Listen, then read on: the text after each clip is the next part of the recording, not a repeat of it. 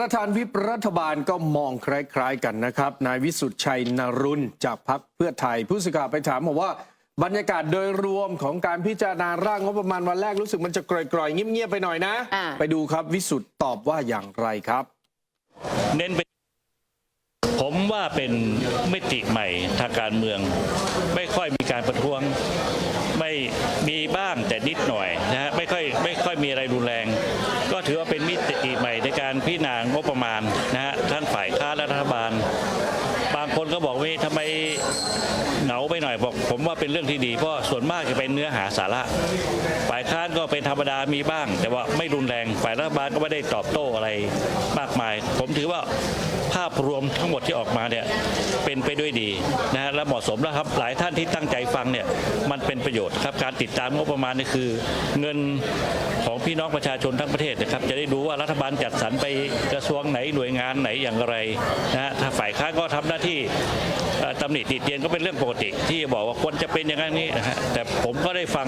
รัฐมนตรีหลายท่านน่ะก็พยายามจะตอบแต่ก็ไม่มีอะไรทิ้งบอมไปใส่กันก็ถือว่าออกมาด้วยดีนะใช้เวลาไป12ชั่วโมงเศษยังเหลืออีก28ชั่วโมงวันนี้กับพรุ่งนี้นะฮะบรรยากาศโดยรวมคุณวิสุทธิ์ก็บอกดีเน้นเนื้อหาสาระไม่มีการทิ้งบอมซึ่งตรงนี้ก็ต้องโน้ตเอาไว้ก่อนนะครับว่าระหว่างการเน้นเนื้อหาสาระไม่มีการทิ้งบอมเป็นไปได้ด้วยความเรียบร้อยของคุณวิสุทธิ์กับคำพูดที่ข้างนอกเขาบอกกันว่าฝ่ายค้านบ่มีไกด์ไม่ได้มีน้ำยาไม่มีฝีมือต้องตีความกันอีกทีว่าอันไหนถูกต้องนะฮะแต่สำหรับเรื่องราววาทกรรมเจ๊งไม่ว่าเสียหน้าไม่ได้อันนี้ก้าวไกลกับรัฐบาลวิ่งราวทรัพย์อันนี้ชัยชนะเดชเดโชประชาธิปัตย์คุณวิสุทธิ์ชัยนรุนคุณเห็นว่าอย่างไรโดยเฉพาะอย่างยิ่งเจ๊งไม่ว่าเสียหน้าไม่ได้แล้วเจอบรุกดนุพรหวานใจของกบสุวรรณันท์ครับว่าพักที่ถูกศาลรัฐธรรมนูญยุบนั่นแหละที่เจ๊งแน่ๆคุณวิสุทธิ์ตอบว่าไงไปฟังครับนิดหน่อยมันเป็นสีสันของระบอบประชาธิปไตยระบอบของสภาของเราการทิ้งบอมนิดหน่อยใส่กันนิดหน่อยก็เป็นธรรมดาพอฟังได้ไม่รุนแรงไม่มีการโต้แย้งกันรุนแรงแต่ว่าพอรับฟังได้ทั้งสองฝ่ายถ้าไม่ว่ากันเลยมันก็จะเงียบเหงาเกินไปนะครับเมื่อวานแต่คนก็ยังบอกว่าไม่สะใจหลายคนก็บอกไม่อยากติดตามไม่สะใจความจริงเป็นสาระและประโยชน์เข้าใจดีฝ่ายค้านก็ทำหน้าที่ของท่านได้อย่างเต็มที่รัฐบาลก็พยายามชี้แจงตามอำนาจหน้าที่แล้วก็ที่เขาได้ทำอะไรไปบ้างเนี่ยผมถือว่าเป็นประโยชน์ทั้งสองฝ่ายนะไม่แรงครับไม่แรงครับฟังดูรัฐมนตรีขึ้นมาก็อาจจะย้อนไปบ้างนิดๆอะไรเงี้ยแต่ว่าเขาก็บอกรับฟังได้ก็มีการว่ากันบ้างนี่เป็นเรื่องปกติของสภาเราแต่โดยภาพรวมผมยอมรับได้ว่าที่ทุกคนบอกว่าเงียบไปไม่ตื่นเต้นแหละผมว่าเป็นเรื่องที่ดีเพราะว่าเน้นไปที่เนื้อหาสาระผลประโยชน์ที่พี่น้องประชาชนได้รับทราบนะครับมันก็มีบ้างนะฮะสาดน้ำใส่กันมันก็มีบ้างนะฮะบางทีโดนมาเยอะๆผมก็ไปถามคุณบุ๊กเหมือนกันก็บอกผมก็ฟังตั้งใจฟังตลอดออกมาสุดท้ายมาก็คงอาจจะขอคืนบ้างนิดหน่อยอะไรเงี้ยไม่เป็นไรครับผมว่าทั้งสองฝ่ายเนี่ยอยู่ในเกมไม่ค่อยมีการประท้วงกันเท่าไหร่ก็มีฟาดฟันนิดหน่อยนะมันเป็นธรรมดาของการเมืองเขาระหว่างฝ่ายค้านกับรัฐบาลในการทำหน้าที่คือจะไปว่ากันอย่างนู้นอย่างนี้ไม่ได้เข้าข้างใครนะครับผมเป็นคนตรงไปตรงมาบางครั้งคุณก็ว่าเขาแรงเกินไปใส่เข้ามาตลอดอะไรเงี้ย3-4 คนเขาก็สวนกลับไปบ้างก็ธรรมดานะการชกกันนี่มันจะมีบาดเจ็บบ้างแต่ว่าไม่มากมายไม่ถึงตายครับแค่ถลอกนิดๆหน่อยๆก็ว่ากันไปถือว่าเป็นเกมในสภาถ้าฟังจากประธานวิปตอบแบบนี้นะครับแหมชกกันมันก็ต้องมีน้อยคุณมาว่า3-4 คนติดแล้วมันก็ต้องสวนกลับบ้างคือความดุดันมันต่างจากตอนพลเอกประยุทธ์เป็นนายกเยอะก้าวไกลนี่แบบชั่วโมงนี้เหมือนแมวอ่ะเอาแค่ขวนกับตบก็พอโอ้ตอนนั้นโอ้โหแปลงร่างเป็นตัวอะไรก็ไม่รู้ไม่ใช่เสือแต่ตัวอะไรก็ไม่รู้แบบจะฆ่าจะแกงกันได้พอมาถึงตอนนี้ประธานวิปก็เลยว่าเด็กๆนะชกกันมันก็ต้องมีกันบ้างแต่คำตอบที่มันได้แบบได้ใจสำหรับพรรคเพื่อไทยนั่นก็คือผู้สื่อข่าวไปถามบอกพรรคเพื่อไทยมาใช้สไลด์ในการประกอบอภิปรายแล้วนี่แล้วเห็นอุ้งอิงมาให้กำลังใจด้วยไม่ใช่เหรอโอ้โหไปฟังดูครับประธานวิปเขาตอบไงครับโห หัวหน้าพรรคให้การสนับสนุนดีมาก ก็จะเห็นเมื่อวานนี้น้องๆที่ขึ้นมาทำหน้าที่อภิปรายท่านก็จะเห็นสไลด์กันเตรียมตัวเลขเตรียมข้อมูลมาประมาณ2 อาทิตย์แล้วหัวหน้าพรรคก็กำชับและดูแลท่านเป็นหัวหน้าทีมเองเมื่อวานท่านมาเยี่ยมให้กำลังใจในการทำหน้าที่ผมก็มองภาพออกมาดีซึ่งสสรุ่นใหม่ๆอภิปรายได้ดีมากนะผมก็ยังชื่นชมหลายท่านแต่ผมบอกว่ามีอนาคตไกลเป็นดาวสภาได้แน่นอนเพราะว่าครั้งนี้เราต้องมองว่าการทำหน้าที่ของสสเราหนุ่มๆสาวๆที่พรรคให้โอกาสนะฮะแล้วก็มีหัวหน้ามาเสริมทีมวิชาการให้เนี่ยมันก็เห็นไหมมีหัวหน้ามาเสริมตอบได้ใจก็ตรงนี้แหละนะครับส่วนเรื่องอื่นๆคุณวิสุทธ์ก็บอกว่าไม่มีปัญหาหรอกได้รับความร่วมมืออย่างดีกรอบเวลาก็ปรับกันเล็กน้อยไม่ต้องทะเลาะเบาะแว้งแล้วก็เชิญชวนให้ทุกคนตั้งใจฟังเพราะนี่คือเงินภาษีของประชาชนครับในขณะที่ทางด้านลินทิพรวรินทร์วัชรโรจน์นะครับสสบัญชีรายชื่อและรองเลขาธิการพรรคเพื่อไทยวันนี้ก็อภิปรายงบประมาณรายจ่ายนี่แหละครับแล้วก็พูดถึงเรื่องของประเด็นเงินกู้ยืมเพื่อการศึกษาหรือว่ากจส.โดยเธอบอกเนี่ยนะครับว่าในส่วนของการจัดทำร่างงบประมาณในครั้งนี้เนี่ยครับเป็นการดำเนินการตามเป้าหมายโดยเฉพาะด้านการศึกษาทั้งนโยบายเรื่องของ Thailand Zero Drop Out ป้องกันเด็กเนี่ยไม่ให้หลุดจากระบบการศึกษาพัฒนาทักษะกองทุนเพื่อความเสมอภาคทางการศึกษาเธอก็บอกว่าพันธกิจก็คือนโยบายการสนับสนุนค่าเล่าเรียนและก็ค่าใช้จ่ายเพื่อการศึกษาผ่านกองทุนให้กู้ยืมเพื่อการศึกษาหรือว่ากยศที่กฎหมายปรับลดดอกเบี้ยไม่เกิน 1% ต่อปีเนี่ยครับแล้วก็ลดเบี้ยปรับไม่เกิน 0.5% ต่อปีไม่ต้องมีผู้ค้ำประกันส่วนนโยบายลดภาระเพิ่มขวัญกำลังใจครูผู้สอนมีการเพิ่มนักการพานโรงครบทุกโรงเรียนนะครับ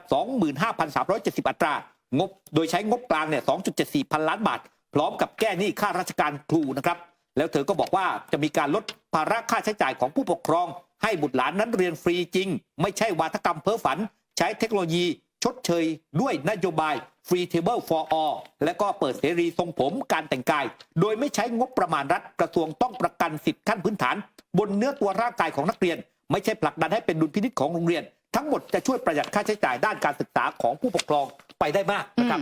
ในขณะที่อีกคนหนึ่งครับที่ออกมาพูดถึงเรื่องของงบประมาณกยศนั่นก็คือจุลพันธ์อมรวิวัฒน์รัฐมนตรีช่วยว่าการกระทรวงการคลังก็บอกเนี่ยครับว่างบประมาณสำหรับกยศนั้นเนี่ยที่ฝ่ายค้านบอกมันไม่ตรงตามเป้าหมายก็จะทำให้ผู้เรียนนั้นถูกผลักออกจากระบบการศึกษามากขึ้นไปฟังจุลพันธ์เนี่ยครับเขาก็ได้อธิบายบอกว่างบประมาณกยศเนี่ยมีที่มาการขอมาในครั้งแรกในรอบหลายปีมันมีการปรับการแก้ไขอย่างไรและยืนยันว่าจะไม่มีนักศึกษาหรือนักเรียนคนใดหลุดจากการศึกษาเพราะไม่สามารถกู้ยืมได้ครับนะครับผมเองเป็นคนที่กำกับดูกยศมันเหมือนเป็นช่วงที่อยู่ในช่วงของการทำ adaptation ตัวเองปรับตัวเข้ากับตัวพรบใหม่เช่นเดียวกันซึ่งมีการของบประมาณมา 19,000 ล้านจากการหารือร่วมกันระหว่างกลไกคุยกับกระทรวงทางสำนักงบประมาณเนี่ยดูแล้วสามารถบริหารจัดการได้ภายใต้กรอบเงินที่ยังคงเหลืออยู่ในกองทุนรวมถึงเงิน inflow ไม่ว่าจะเป็นเรื่องของการรับเงินมาจากลูกหนี้ก็คือเด็กนักเรียนนักศึกษาที่จบไปแล้วและการบริหารจัดการอื่นๆเนี่ยสามารถบริหารจัดการได้ในกรอบที่จะรับเงินเพิ่มเติมอีก800 ล้านบาทแต่แน่นอนครับว่าด้วยกลไกของรัฐเนี่ยหากกรณีที่มีงบประมาณแล้วทำท่าว่าจะไม่พอเนี่ยมันยังมีกลไกรองรับอื่นๆครับไม่ว่าจะเป็นช่องทางของงบกลางหรือว่ากลไกอื่นใดซึ่งจะสามารถรองรับและยืนยันได้ว่าจะไม่มีนักศึกษาจะไม่มีนักเรียนหลุดจากระบบการศึกษาเพราะว่าไม่สามารถกู้ยืมจากกยศได้เรายังตั้งเป้าการกู้ยืมที่ 620,000 กว่ารายนะครับ 620,000 รายผมอาจจะผิดตัวเลขนะครับเป็นกลุ่มนักเรียนเก่าเนี่ยประมาณ 75% เป็นกลุ่มใหม่อีกประมาณ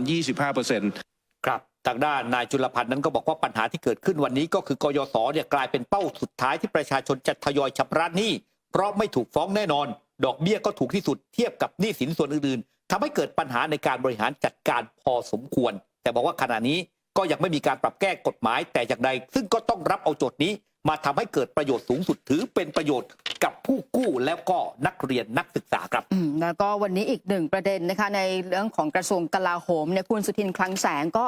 ให้สัมภาษณ์กับผู้สื่อข่าวเนี่ยบอกว่าก็เตรียมพร้อมแหละกรณีที่ฝ่ายค้านโดยเฉพาะวิโรจน์ลักษณะอดิศรเนี่ยเตรียมตัวจัดเต็มในการอภิปรายกองทัพนะคะบอกว่าจริงๆแล้วเนี่ยถ้าพูดถึงเรื่องของงบลับที่พรรคก้าวไกลพูดเนี่ยก็พูดมาทุกปีก็ไม่แปลก นะโดนถล่มมาทุกปีหน้าที่ของตัวเองก็คือคุณสุทินคลังแสงบอกว่าก็เชื่อว่าสามารถตอบได้อธิบายได้ แต่เวลาที่ให้มาคือถ้าถามเยอะ ถ้าฝ่ายค้านตั้งคำถามเยอะเนี่ยกลัวจะตอบไม่ทัน แล้วก็สิ่งสำคัญคือชี้แจงมาตลอดทั้งเรื่องของยุทโธปกรณ์ของกองทัพก็เคยบอกไปแล้วว่า ซื้อเท่าที่จำเป็นรวมไปถึงเหตุผลของความจำเป็นด้วยนะคะเดี๋ยวคงจะต้องรอดูการอภิปรายของวิโรจน์ว่าจะหยิบยกประเด็นไหนเนี่ยขึ้นมาอีก โดยเฉพาะเรื่องของกระทรวงกลาโหมเนี่ยแหละค่ะ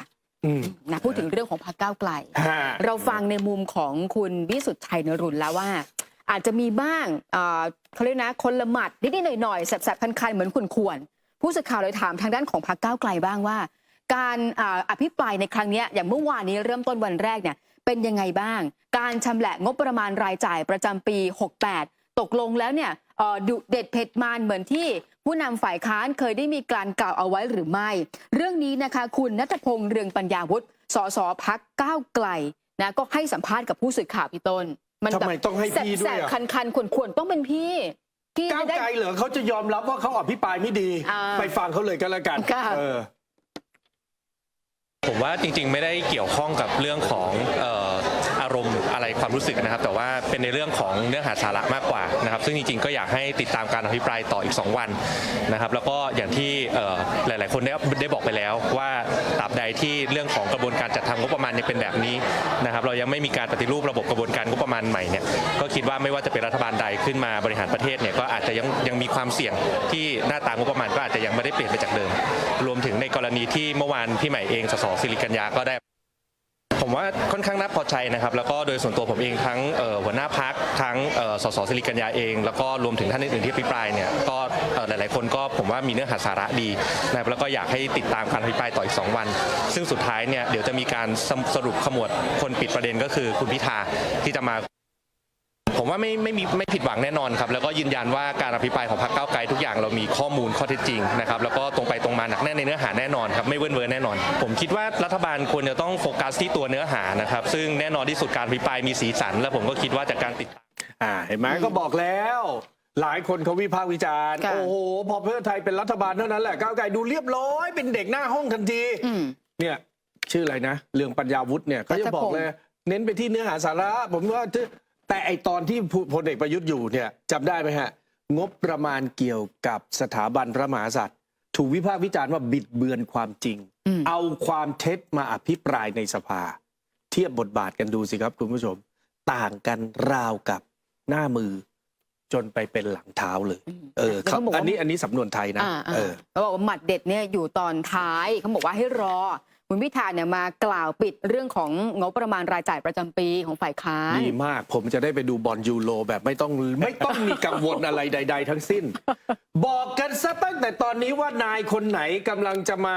คุณคนไหนกำลังจะอภิปรายจะได้ไปดูบอลยูโรแอโรซอฟกันให้แบบเต็มเถี่ยวเต็มที่ไม่ต้องกังวลนะเพราะว่าตอนดึกๆพอดีนี่ใช่ปิดพอดีปิดพอดีค่ะนะแล้วก็ขณะที่วันนี้อีกคนหนึ่งคงต้องรอแต่อีกคนหนึ่งไม่ต้องรอแล้วเขาออกมาก่อนเลยคือปิยบุตรแสงกนกกุลนะใครก็บอกว่าเขาเป็นผู้นำจิตวิญญาณของพรรคก้าวไกลบอกว่าวันนี้อยากที่จะให้ก้าวไกลกับเพื่อไทยเนี่ยจับไม้จับมือกันนะอย่ามาแบบโต้กันประเด็นเรื่องของเจ๊งไม่ว่าเสียหน้าไม่ได้บอกว่าวันนี้นักการเมืองต้องเป็นผู้นำทางความคิดนะที่สุดแล้วปิยบุตรต้องการชี้ไปถึงเรื่องนี้ค่ะอยากจะให้ก้าวไกลเพื่อไทยจับมือกันเนี่ยต้านเรื่องของกระบวนการการยุบพรรคไม่ต้องการที่จะเอาเรื่องของพวกนี้มาตีกันอยากจะให้จับมือกันสักหน่อยจะได้เดินไปด้วยกันได้ครับว่ากันไปนะครับ